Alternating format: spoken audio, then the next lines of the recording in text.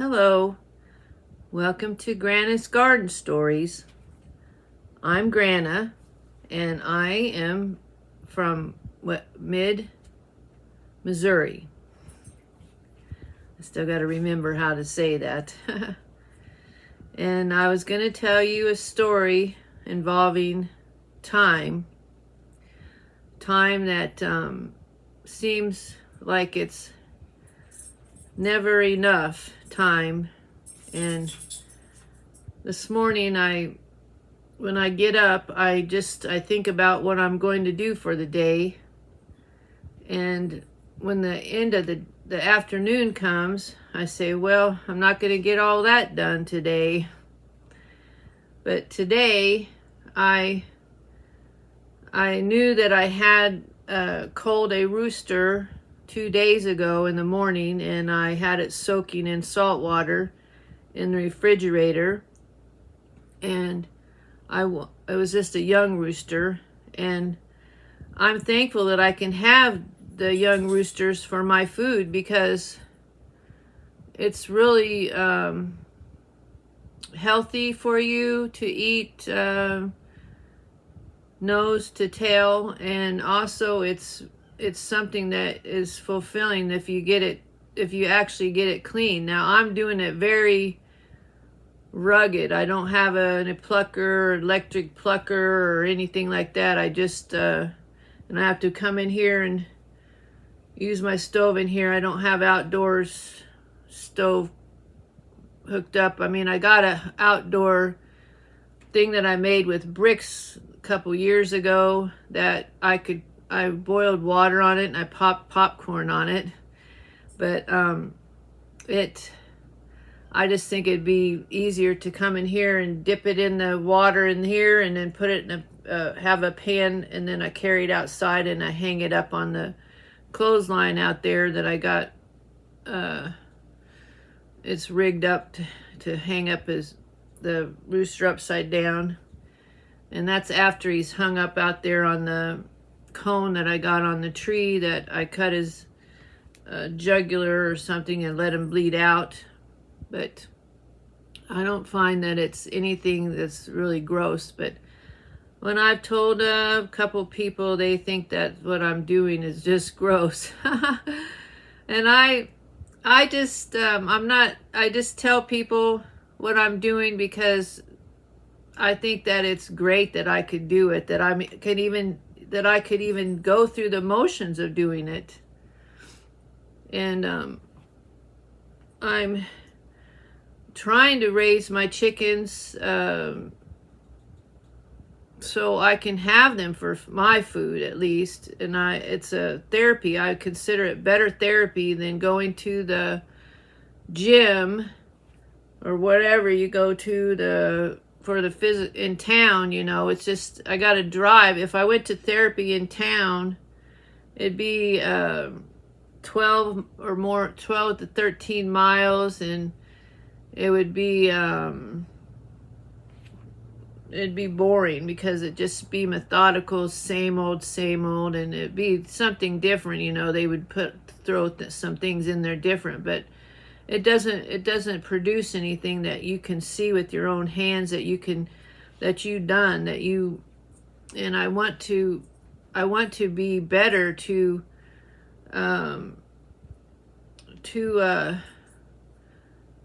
make myself feel good about doing stuff for myself. And I can't do the work that I used to do, so I have to find other things that I can do out here on the little farm that I got. But I don't have very much, as some people have seen. I just showed them a little bit, but I have enough that I can do something with it and I hope that I always have it, and I hope that I can stay strong enough until my time comes when I'm getting too old to cut the mustard. Oh, anyway, so I got up and I got that head out of the water that was soaking, and I had to get all the knife and just get off the extra hairs that was on them, and then I figured out to cut off the comb and the wattles, and then I figured out how to, when I was doing the rubbing off of hair with my knife, I just I figured out how to get the eyes out or something. I cut it in half after I took the beak off, because I didn't have a big chopper knife, or it's called something else, but it's a big chopper knife and a butcher knife. But it was a young rooster, so his bones wasn't too hard to cut into. I mean, to whatever I was doing, but I chopped off his beak the best that I could, and I got the tongue out and everything, and then I put him, there's some videos of it on the YouTube, and I watched how they cut the head in half. And after you do that, then the eyeballs can come out easier, I think. Some people would leave them in, but I just thought, well, I'll just get the experience and take the eyes out of them. But anyway, when I done that, then the rest of the meat that I had, well, then I got the feet. I peeled off the outer skin that was on the feet, and took the outer nails off, and then I made I melted some butter, and then I cooked some onions, and then I put the meat, the head and the feet and the neck, and I sauteed it a little bit, and then I had salt and pepper, and I added some basil out of my garden, and then I filled it up with water, and then I've been cooking it, but I also added the back to it.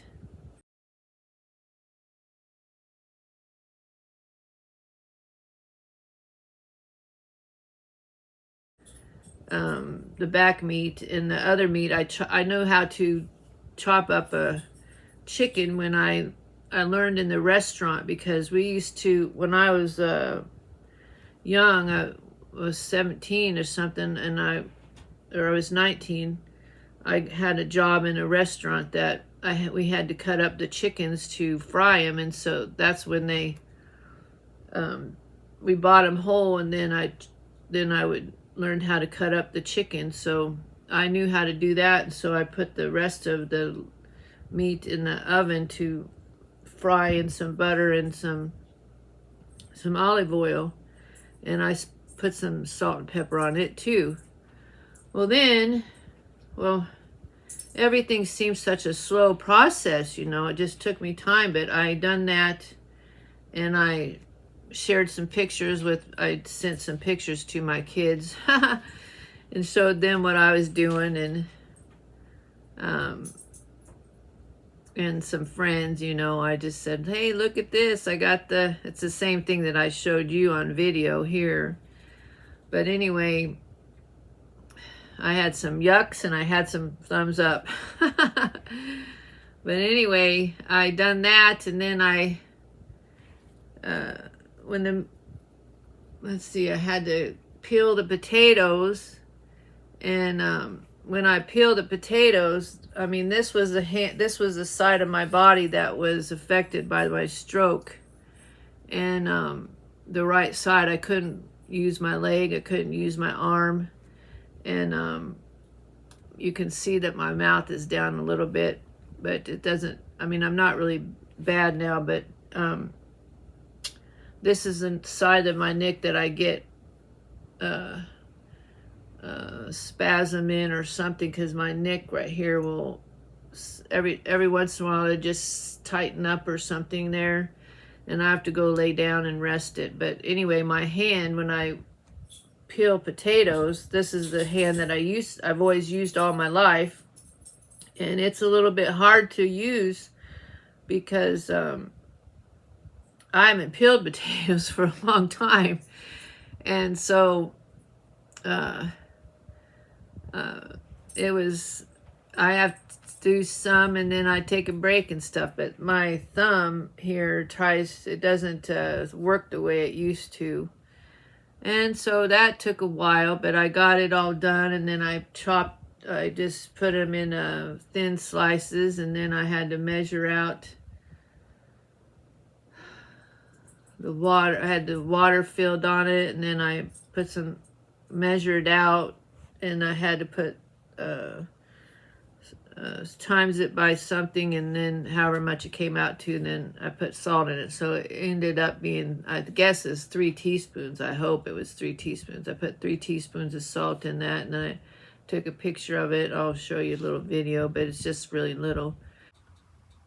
Well, I finally got the potatoes, my first batch of potatoes I'm going to ferment, and I'll see how they turn out, and I'll tell you about it.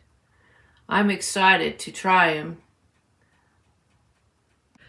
But anyway, I got those going, and then I had some rice that was fermenting that I put on last night in water. You know, I got a little fermentation jar, and it's got a screen on the top, and I put water in it, and a little my apple cider vinegar that I make with my apples. And I got some more planted or going, and I'm gonna have to make some more because my apples are coming ripe about the end of this month or something. But I went ahead and I picked some early, because just in case I don't get them, and the deer get them before I do. But I've been putting my Billy's hair. When I vacuum it up, I put the hair all around the whole place, and when I comb my hair, I get my hair out of my brush, and I put it all around the tree and stuff, up on the leaves. I don't know if it works, but I think sometimes that somebody would think that, oh, it's voodoo or something, but it's just instinct that I feel that, well, if I put this hair up here, then it will keep them, ward them off, I guess. But I'll just see if it works. But I done that, so I got my rice fermenting, and then when the meat was done in the oven, I ate some, of course, and it was good. And then the rest of it I cut up in little tiny pieces, and then I'm gonna make, when the broth gets done on the stove, the stock meat, the stock broth with the collagen in it, it's all got all the good stuff in it. I'm gonna put some of it with the rice, and then put the meat in it, and that'll be good. And I think that fermenting rice and potatoes it's good for you. I got this, I'm gonna read it, but I got an article. Well, first of all, I got the toxic tater article. I printed it off at the library. And then why we need carbs is another one. And the thing is that, you know, people that don't eat carbs and they're eating a carnivore diet, they take a lot of supplements that if they ate carbs that was fixed right, prepared right, those needs would be met in their body, but they wouldn't have to take any supplements. And so that's my belief, because I try to be as close to, when they used to eat, people have been eating ever since there's been people, but they didn't have all this supplements made, and they didn't have pills of all kinds, different kinds, you know, and they didn't have stores that have, I guess they probably got a whole section of things that they have supplements and medicine, and then back behind the counter there's all kinds of medicine. I just don't want anything to do with that. And one time I went to a urologist, and at that time I was taking it's probably about 20 years ago or something, probably more than 20, it's about 19 years or something. It's when I first had my car accident and I started having blood in my urine. So the doctors kept finding blood in my urine. Even didn't matter how much I took an antibiotic, and then I went to the urologist up in Kansas City, and this particular one had told me that I didn't even have a infection, and he didn't know why I had the blood in my urine, but I needed to get off all them dang supplements because I was taking a lot of supplements, and he said they just build up in my bladder. And so ever since he told me that, I just think that I shouldn't take supplements. And so I've really I didn't quit them at the first, but I've gotten off of them now. I haven't taken any since I had my stroke, at least, and then a little bit before that. But anyway, I was talking about time, and so I got all that stuff done, and well, I'm trying to eat what I would like to take. I've got to work on water. I don't know exactly how to do water, but I've been putting my water outside in a jar like I do fermenting, and it's just, I put tap water in, then I put it out there. It's a half-gallon jar, and I have the lid partly open so the air and stuff can flow through it, and I'm getting some sunlight on it, and I guess that can structure my water enough, I think, and I'm trying to drink it. But my tap water isn't too bad, and it doesn't have fluorine in it or fluoride, and so I don't really want to buy a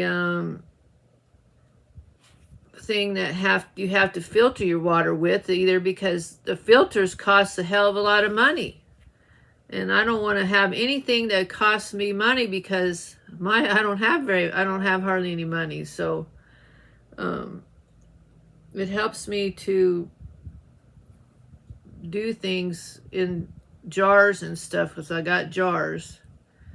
And so I'm going to try. So far I'm doing all right. But anyway, so I got that done, and my and here it is. It's like almost 4 o'clock, I think, maybe going on 4 o'clock in the afternoon, and I got to go to town tomorrow to have my chiropractor appointment. He's gonna have decompression on me, and I get on a machine and do that, and then he adjusts me by hand after that. And I don't know if you saw it, but I put a picture of these hands. They're in a really giant hands on in Georgia, where they have that chiropractic, it's the University of Life or something like that. I just think those are neat, and I've always had some hand little statuettes or whatever you call them around, because I really think that there's something about the hands that's really important, and I believe in massage and massage therapy. I'm not able to get as much massage as I would like to, but I get once a month now because I'm paying for that that potty now at once, and it costs me money. It costs me $95 a month. And so anyway, I got to go tomorrow to the chiropractor. Then I'm going to go to Tai Chi.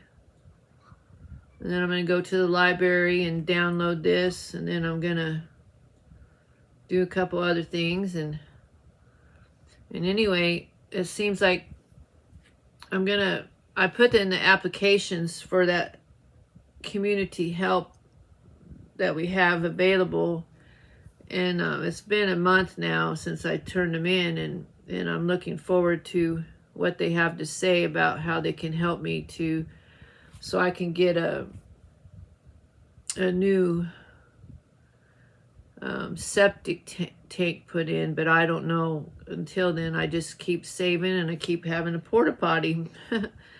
But but I had all kinds of things that I was going to do to fix up the house and get it ready, and I was on a roll. And then a week and a half ago, I injured my back.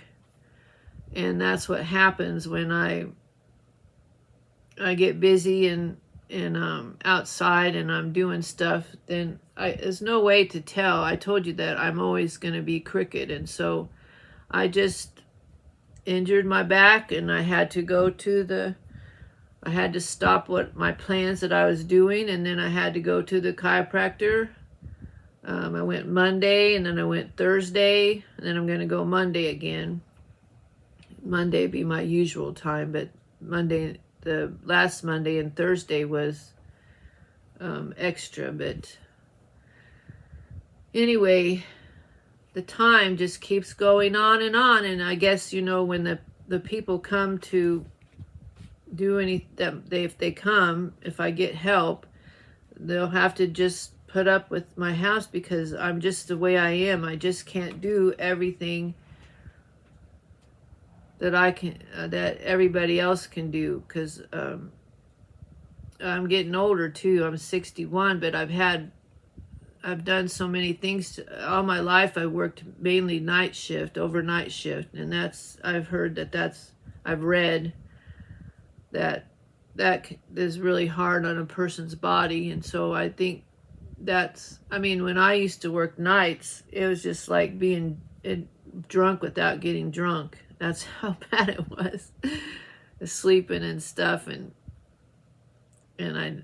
it's just awful how people have to live nowadays. And I feel really, I don't know what the answer is going to be, but there has to be an answer to our society to slow down and enough so they can pay attention to what they're doing. But if everybody slows down and they don't move, they don't see a need to go out in their yard and do things, or to get some sun and to have water and have what we need in life, there's would be no use of doing anything. I don't know, I'm getting mixed up, but it's just, I know that I'm doing some things right, and I would like to. I can't help everybody else, but I know that at one time I thought that I could save the world, I guess. But I'm just one person, and I'm a nurse. Most people go into nursing because they care about people. And I remember when I was in 7th grade that I wrote a paper and I said, I want to be a nurse or a teacher because I want to grow up to help people. And I did want to help people. That's one of my gifts, is mercy. But I learned that you can't have mercy for everybody, because some people will stab you in the back. So I became pretty wise about people who would hurt me. But even until my adulthood, I still had trouble, and you can't be suspicious of everybody, that you get to feeling like that. You get to feeling like you're just, oh, is that person going to get me? Is that person going to get me?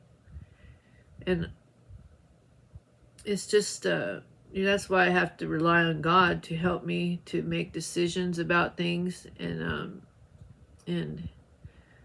I don't know I can't see him or feel him or anything like that, but I pray to the Most High, and I say, Father, help me, because I don't know what I'm doing or something like that, or I don't know about this thing that I have to do, or I'm scared, or I'm lonely or something, and I don't want to be fallen for somebody that would abuse me or something like that. I guess, it's just really, he does, I don't know how he helped me, but I've been in quite a few pickles, I guess they call them that.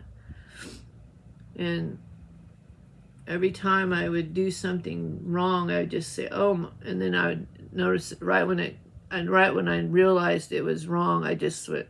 I mean, it was the wrong decision because somebody was going to abuse me.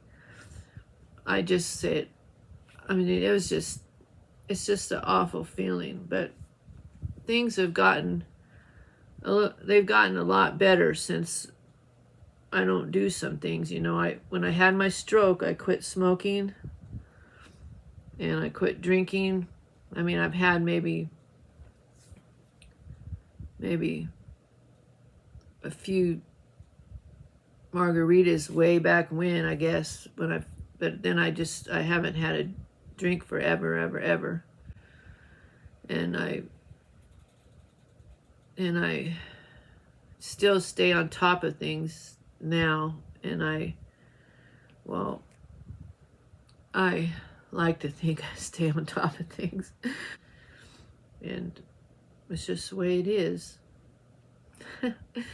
Well, anyway, I say you have a good day. Do something to make yourself healthy. Do something to make yourself happy. And start growing or continue to grow. Thank you.